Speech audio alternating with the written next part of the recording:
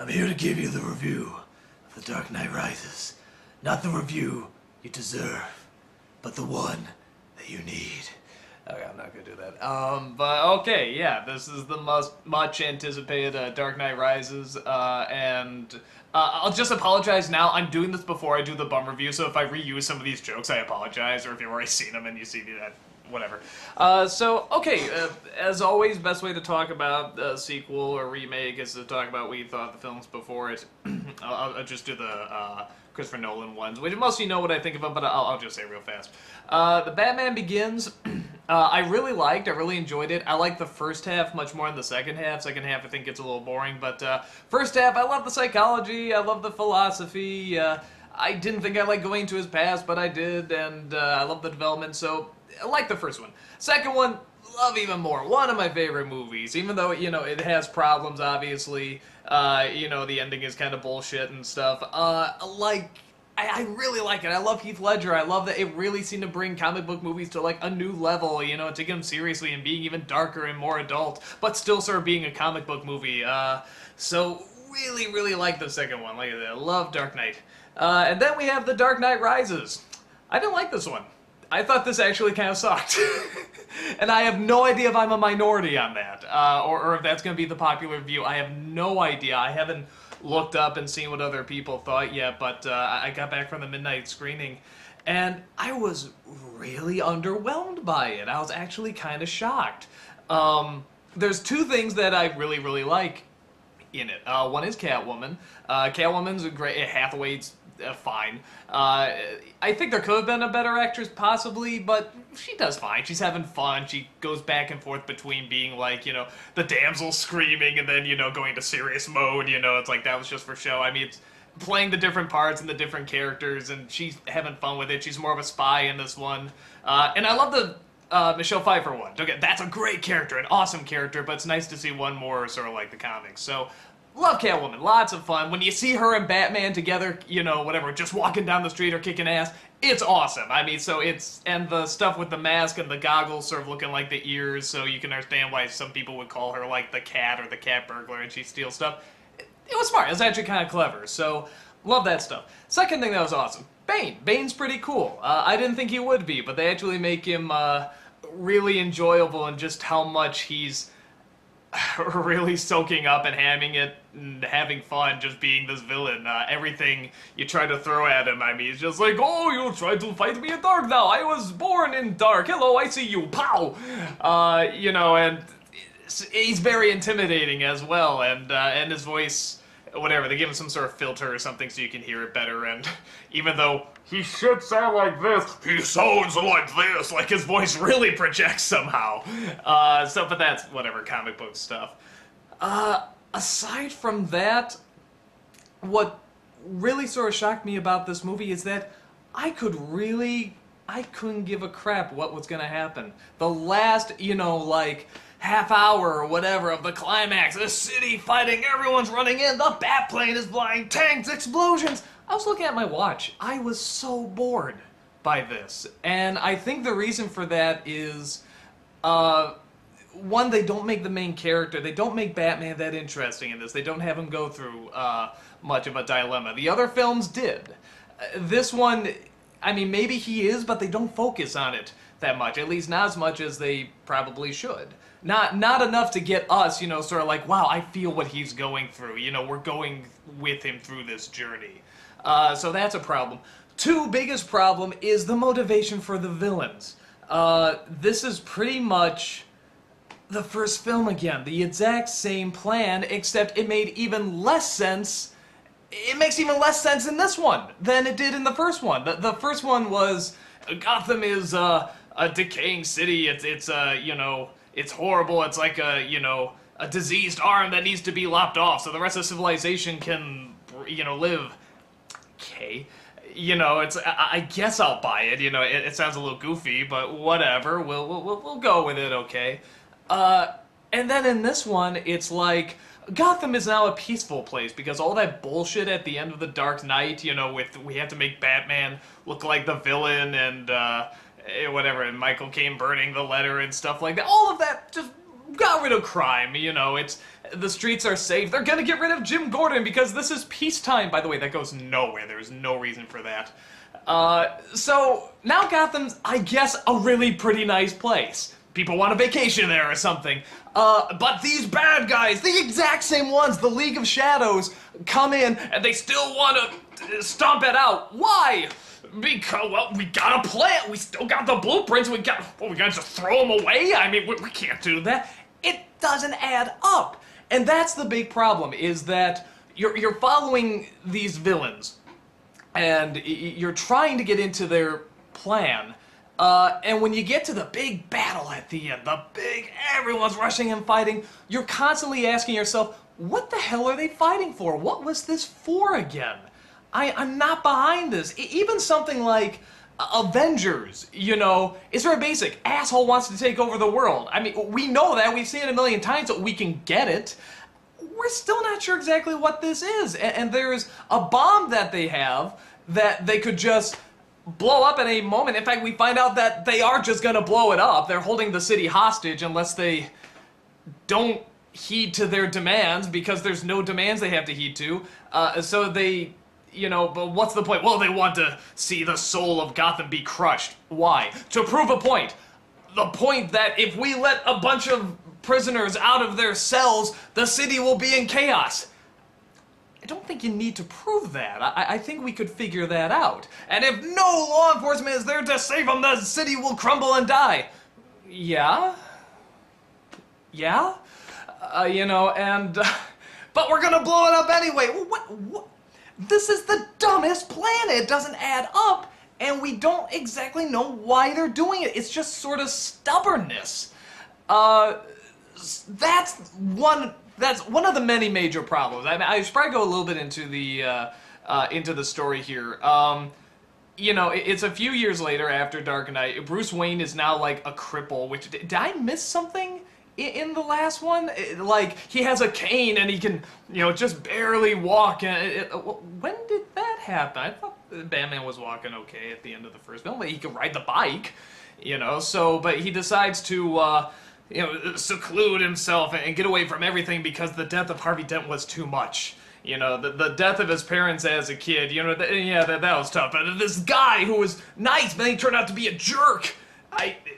Lock himself away from everything. He's like Howard Hughes. He's got the, you know, the long beard. And he's, I'm done. So that didn't make a whole lot of sense. But he decides to come back because Selena Kyle, you know, takes his fingerprints. You know, she's a cat burglar in this. You know, sort of playing both sides, having a lot of fun with it. And so he wants to find out why. And then he finds out about this Bane character. And Bane is apparently connected to the League of Shadows. I don't think I'm giving anything away. They say that pretty early on. And they just flat out say, what's his plan? He wants to keep doing what Ra's al Ghul started. Now, here's the other major problem. Because that's essentially the story, and that's what, you know, Bane wants to do. He just wants to finish what Ra's al Ghul started. And Catwoman sort of goes back and forth, as she should. That's what's so great about that character. The reason that doesn't work is that then what is the purpose of the second movie? What is the purpose of the Joker? What's even the purpose of Two-Face? You could easily write these two things out and just have, what's the purpose of framing Batman for the crime? Write that stuff out. Okay, go from Batman Begins, take out the Joker, all that stuff. I'm Batman, I'm in the city, I'm gonna make it great. Go to this movie. Everything's great because of Batman. Well, the Bane doesn't want that. He wants revenge for Ra's al Ghul. And continue the rest of the story. You don't need the second film. It's totally pointless. The Joker's totally pointless. Two-Face is pretty much pointless. And all those decisions they decide to do at the end, you know, with, I thought were kind of bullshit anyway, with Michael Caine burning the letter and Batman taking the blame and Gordon going along with it and stuff, really bites him in the ass. And everybody's saying, why the hell did you do this? This was stupid. And they're totally right. I mean, it's like, it just shot itself in the foot with its own logic. Because everything they did in that film is ultimately coming back, and everybody's yelling at them saying this was the wrong thing to do. And they're right, it was the wrong thing to do. It was a dumb idea.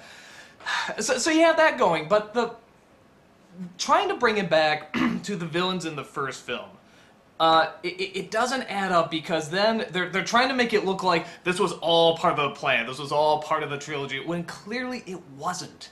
You know, maybe you were going to do something with Heath Ledger that was going to bring it back into this, I don't know.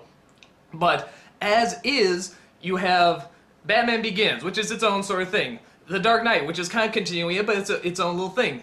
Dark Knight Returns. Just listen to the friggin' title. You're recycling the title. You know, I mean, Batman Begins to Dark Knight Returns. There's not much variation there.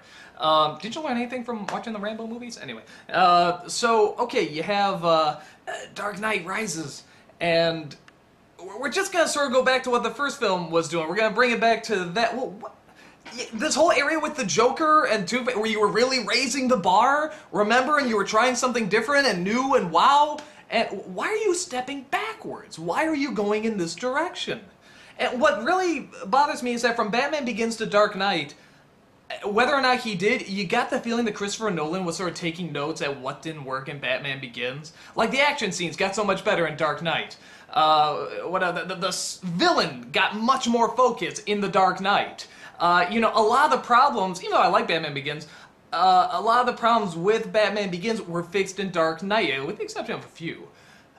And then you get to Dark Knight Rises, and it's like, he didn't... Maybe because everyone did praise it so much, but there were still problems with The Dark Knight. And one of them is that goddamn voice, and I swear to God, he's doing it on purpose now. He's making it sillier. This is the...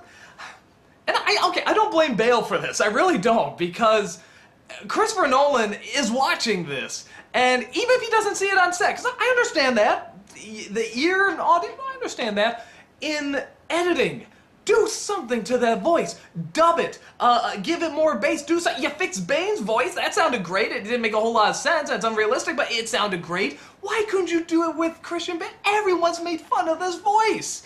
I mean, it's the funniest goddamn thing in this movie. He's sounding like he swallowed Donald Duck or something. You know, just... I mean, it's like, you can't do it. You can't do it. It's too silly. Okay, I'm sorry. And he talks so much in this. And even half the people know who he is, and he's still doing this dumb-ass voice. Alright, so that was really distracting. In Prometheus, that's weird me going to Prometheus, but have you ever seen the Red Letter Media video that they did for that, where it's two guys, they're just sitting down, they're just, you know, on a couch, one guy turns, and he just asks every question, you know, about a plot point or a hole that didn't make sense in Prometheus, and it goes on for like 3 minutes, because there's so many. That's this one. And let me tell you, and I'm open, it's a comic book movie, I got that. You know, I'm the guy who didn't really question in The Dark Knight when, like, you know, how did the clowns during the big chase scene know where the helicopters were gonna go to set up those cords, or know there's gonna be a helicopter and stuff. It's like, I don't question that stuff. Edward Scissorhands, I don't question where he gets the big block of ice, I'm cool with it. You know, but there are so many damn things in this movie where I'm like, what? Huh? What? For example, when they capture Catwoman, they put her in the, you know, the male prison center. What? And I'm sure they give a bullshit reason, but you know everyone's saying the same thing. That's a bullshit reason. They put Bruce Wayne in this prison for a bit, and he has to find out a way out, which, by the way he finds the way out is extremely underwhelming, and it's supposed to be like the big build-up of the movie. The title of the movie comes from this, and it's like one sentence, and it's not that big a development, or at least you don't see him go through a big development. You know, he just tries something, oh, that worked. But, okay, so he gets out of this prison. There's no fucking guards there? There's no guards to make sure this guy, who you friggin' know is Batman, is gonna get out? It's like, well, no one's ever gotten out of here except for that one person that we constantly reference all the time, but with the exception of that one person, who was very small, a child, actually, but we're pretty sure no one else is ever gonna get out, ever. No one will ever figure out the psychological secret or whatever, or they claim it's a psychological secret. He gets out. Apparently this is in, like, India or something like that. Makes his way back to Gotham, like, just on the street, you don't know how, and you got... Nobody can get on this goddamn island now, because they closed off all the bridges, there's army and military. He gets on in like 2 seconds. He flies from India, gets back to this island that has military all over the place and terrorists all over the place, and he gets back fine. I mean, he's just like in the corner, like he sees Selena Kyle. Hey, what's up? I mean, it's... There's a lot of that. There's a lot of these things that distractingly don't add up. And for films that try so hard to show how all this technical stuff happens. Like, okay, for example, the opening, which I'm sure a lot of you have seen, where Bane escapes with the plane. Now that's mostly BS, but we can buy it because it's very cool and it's neat and you're sort of seeing how it's done and you're giving us some idea. But all this other stuff, all these other things that they're doing that you just think logically this would make sense or they would try this or do this, and they don't, or they don't explain it. And it's so weird because of that, but, what else? I mean, those are sort of the major things. Oh, okay, at the end, there's a relatively good twist at the end. I mean, it's one of those nice ones where it was in plain sight the whole time. You just go, oh, okay, yeah, I didn't see that coming, okay. But, again, when you see what it's adding up to, and you sort of see, oh, this is our villain, you know, this is the villain. You just go, really? Batman? Batman, okay, Batman movie. This is your villain. This is what it's all coming down to. You have created some of the world's greatest villains. I mean, unbelievable. These characters write themselves, they're so unbelievable. I mean, people have prayed to write for Batman because they want to write for these villains. They're that good. And you have it boiled down to this person who... clearly you don't give a shit about. I mean, at all. So that's a problem. The ending...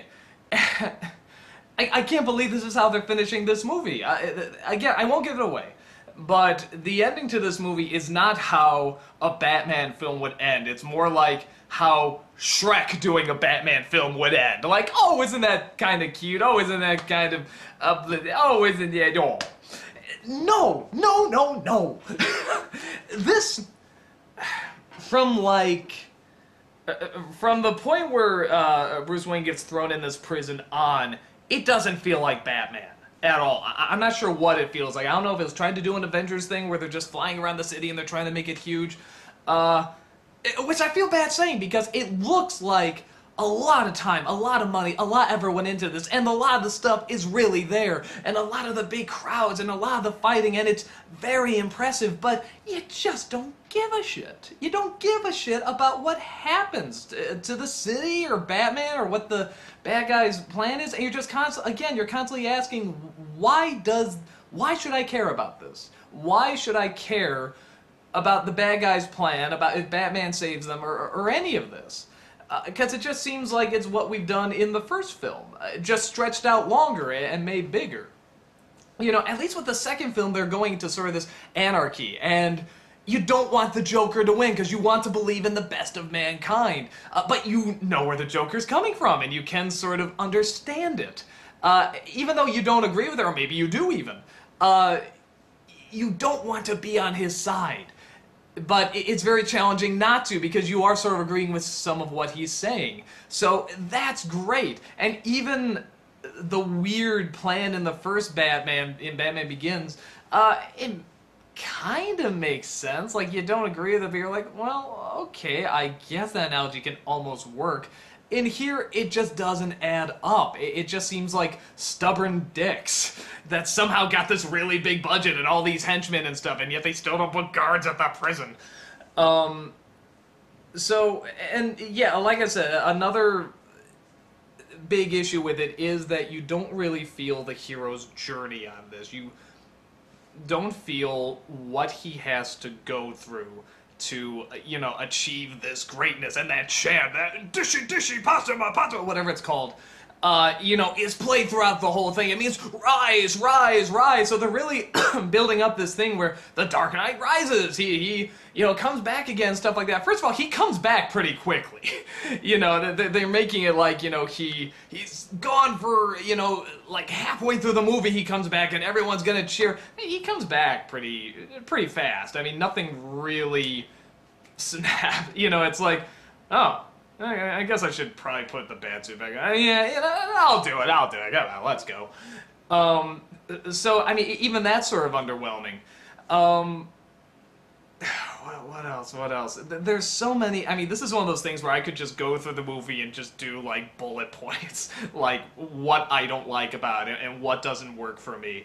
Um, so I guess maybe I'm a little harsh, just saying like, oh, it sucks. I don't think it sucks. I mean, because there's some good stuff in it, but for the direction these movies were going, and to take this direction, and for us not to be invested, for me not to be invested, really kind of surprised me.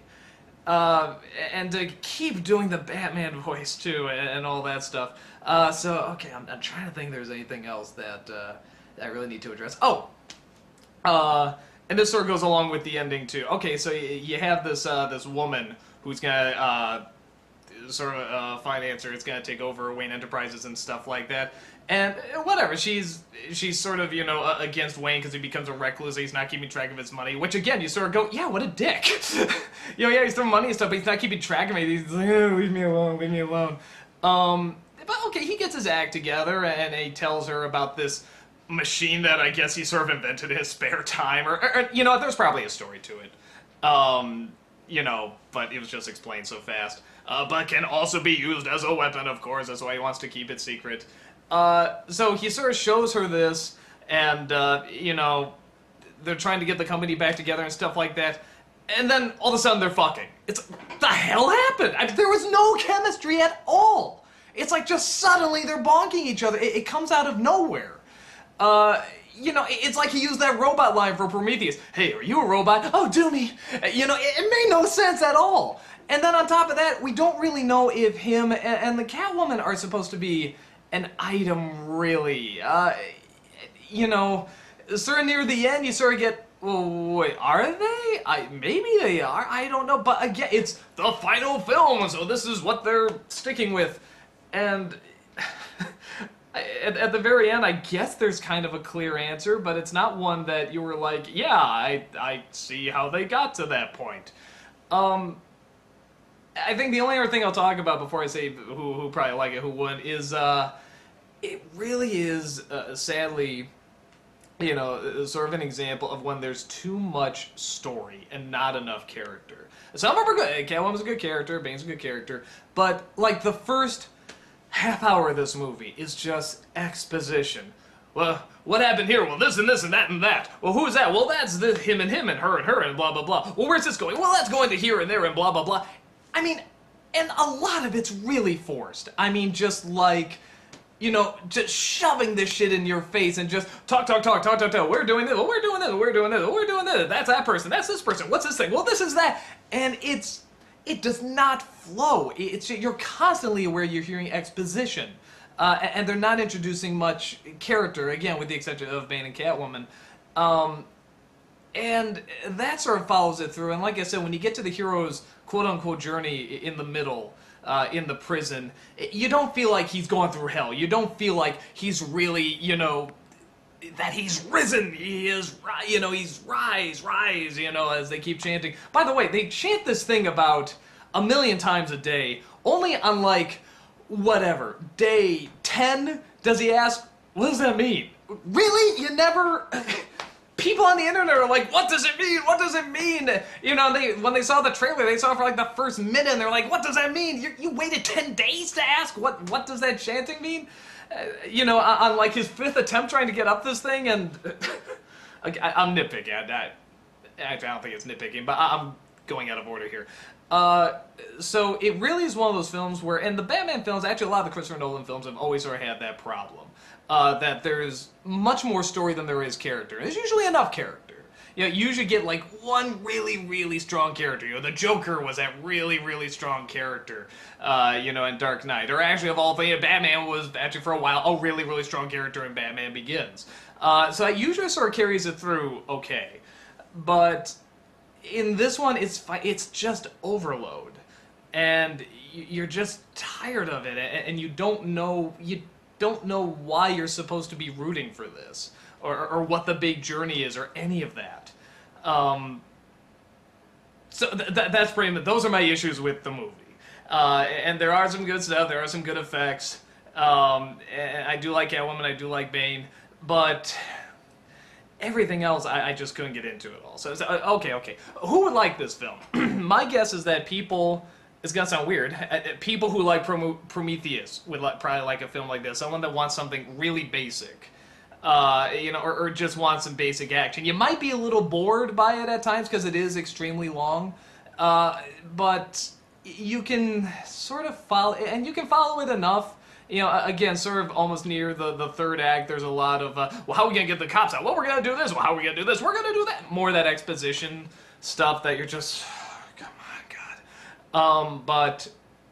And I think people who, are getting themselves hyped up to see this, and just, they want to see Catwoman, they want to see Bane, they want to see people punching people and explosions and stuff. And that's sort of all they need. They don't need too much else. Because it's not like there's nothing to this movie. They give little drops of, something to kind of cling on to. For me, it's not enough. But if you only need a little, if you just want your basic action movie, it's not bad. You might get a little bored by it at times, but you'll probably like it okay. People who won't like it, anyone that really thinks this is going to be the big Batman, you want to see it move on to the next level, you want to see the character's next development, you want to see all this stuff, you're probably going to be underwhelmed by it. I don't know if you'll hate it, because there is still some good things in it, so I don't think you'll say it sucks or anything, but you'll probably be let down a bit, especially after something like Avengers that did so well at balancing characters. And this one, Batman sort of disappears for a while, Bane sort of disappears for a while, and stuff. And it's just so hard to get into the main character's dilemmas, I guess. So, yeah, hopefully that gives you some idea of it. Personally, if I had to guess, I mean, I don't know fan reaction. Fans may love it. People applauded at the end. I really don't know if people are going to be like, Doug, you're a fucking asshole for this, or if people are going to be like, yeah, dude, that's what I thought. So, I really don't know. I don't know how people are going to accept this film. My guess would be that in terms of what's going to be the big moneymaker, Dark Knight Rises might have the bigger opening weekend, possibly, but I think Avengers is the safe bet for the one that would have people coming back. I don't know how many people would come back to this. That's what I find so interesting, because it is so long, and there is just so much talking, explaining, exposition, and there's not something you can really get behind. Avengers, again, is very simple and just stuck to it. It has a lot of complicated things going on, but we get down to it, it's a very basic story, and people like that. And it's good action. So, yeah, that's pretty much my 2 cents about it. I could possibly be a little too harsh on it, maybe, because like I say, it looks like people worked really hard on it, and it's not without any character. There's some good stuff, but yeah, it did not do anything for me, and I'm a Batman fan. I liked Dark Knight, and I liked Batman Begins, but this did not do it for me, and I really don't think it's a satisfactory ending, by any means, really. In fact, it's almost, like I say, it's almost like a joke ending or a dumbbell ending, like, wah, wah. I don't want to give away too much. Yeah, so, just personally, not a fan. If you like it, great. It just didn't do anything for me. So, that's about it, guys, and I'll talk to you later.